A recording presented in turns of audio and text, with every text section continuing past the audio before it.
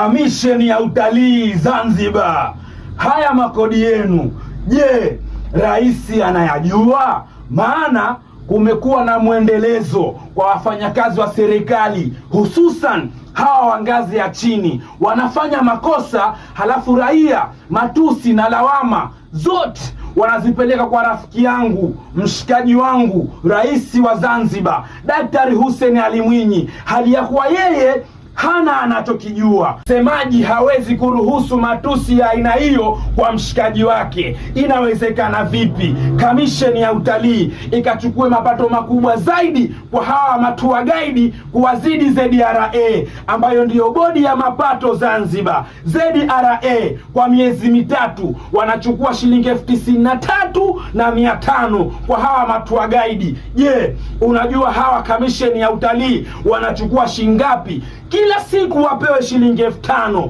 na bado wameongeza kodi, wanataka kila mwisho wa mwezi wapewe 100,000. Swali langu ni moja tu leo, haya makodi yenu, je, rais anayajua? Bima shilingi 1,177,000, beji au ID kadi ya dereva shilingi 12,000, root card pamoja na rodi shilingi 60,000. Je, haya makodi yenu rais anayajua? First ID 25,000, triangle 10,000, mtungi wa fire shilingi 25,000. Je, haya makodi yenu rais anayajua? Bado hapo, kila kituo cha parking pia wanatakiwa kulipia. Itafika hatua wazungu wanatoka airport waende Nungwi au Paje kwa miguu yao, maana hii kazi kusema ukweli imeshakuwa ngumu kwa matua guide. Kila kitu wanalipia, gari wanakodi. Itafika hatua mtu atakuwa anafanya kazi kwa ajili yenu nyinyi tu, kamisheni ya utalii. Wao wana majukumu na wana familia pia zinawategemea.